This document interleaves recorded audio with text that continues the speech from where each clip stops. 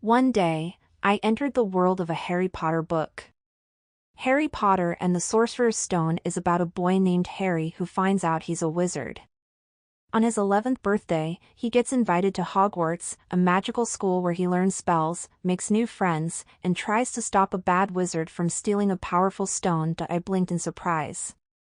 I wasn't in my room anymore, I was standing in the Great Hall of Hogwarts.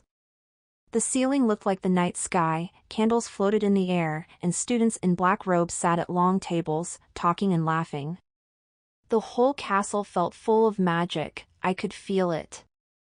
Paintings on the walls moved, ghosts floated past, and I knew I was really there. "Who are you?" a voice behind me asked. I spun around to see Ron Weasley staring at me with a confused look.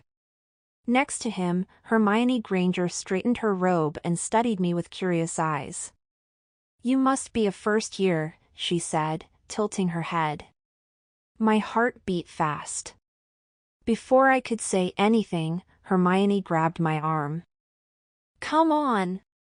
Potions class is about to start," she said. We hurried down the stone halls to the dungeon, where Professor Snape stood at the front of the classroom. He looked at me with a frown. "A new student?" he said in a cold voice. I gulped and sat down, trying my best to follow the potion instructions. I carefully measured each ingredient. But just as I reached for a small bottle of green liquid, my hand slipped, splash. The liquid spilled into my bubbling cauldron. Boom!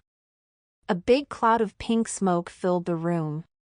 Everyone coughed and laughed, but Snape's glare made them stop. His eyes were cold as he stepped closer.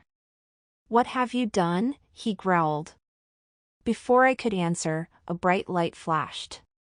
My vision blurred, and in an instant, I was back in my bedroom, my book still open on my lap. I touched the pages, my heart still pounding. Had it really happened? I smiled. Maybe next time, I'll make it to a Quidditch match.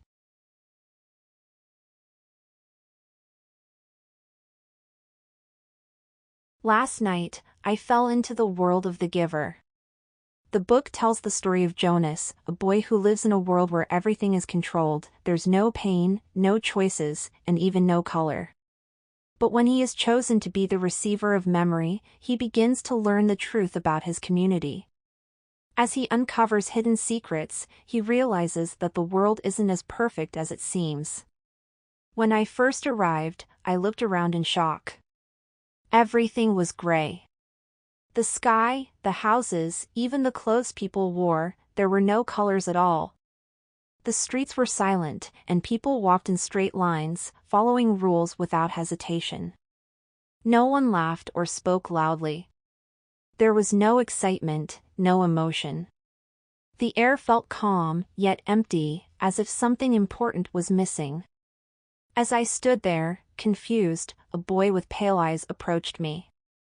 "You're not from here, are you?" he asked. I recognized him instantly, Jonas. His expression was cautious but curious, as if he already sensed I was different. Unlike the others, Jonas was beginning to question his world. He saw things no one else could see. "Come with me," he whispered. "There's something you need to know." Jonas led me to a small room filled with books, something almost no one else in his community had ever seen. Inside, an old man sat waiting.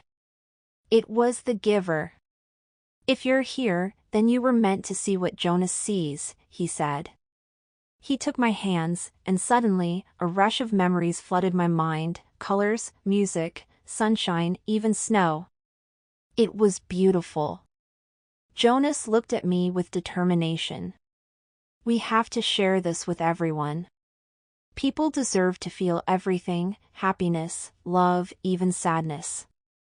I nodded, knowing he was right. Together, we began planning an escape to elsewhere, a place where life was real and full of emotions. Before we could take another step, a bright light flashed around me. My vision blurred, and in an instant, I was back in my bedroom, my book still open on my lap. I touched the pages, my heart still racing. Had it really happened?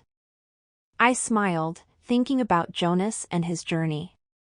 Maybe next time, I'll help him find the world he's searching for.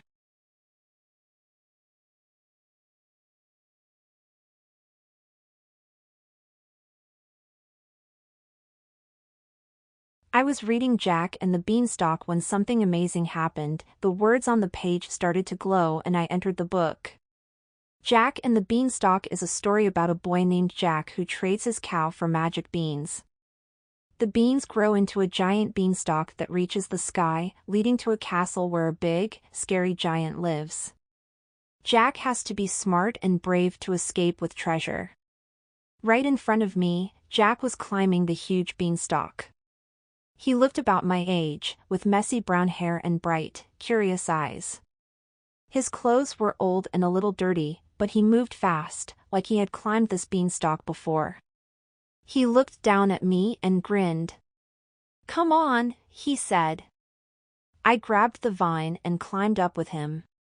The beanstalk was so tall that we climbed higher than the clouds. When we finally reached the top, Jack's eyes sparkled with excitement. "Let's go inside the castle," he said. Inside, everything was huge. The chairs were as big as houses, and the table was longer than a train. As we looked around, Jack spotted a golden harp and ran to grab it. But suddenly, boom, boom, boom. The ground shook. The giant was coming. "Run!" Jack yelled. We grabbed the harp and raced back to the beanstalk. The giant stomped after us, shaking the ground with every step. We slid down the beanstalk as fast as we could. As soon as Jack reached the bottom, he grabbed an axe and chop. Chop! Crash! The beanstalk fell, and the giant was gone. I blinked and found myself back in my room, my book still open on my bed. I touched the pages, my heart still racing. Had it all been real? I smiled. Maybe. Just maybe.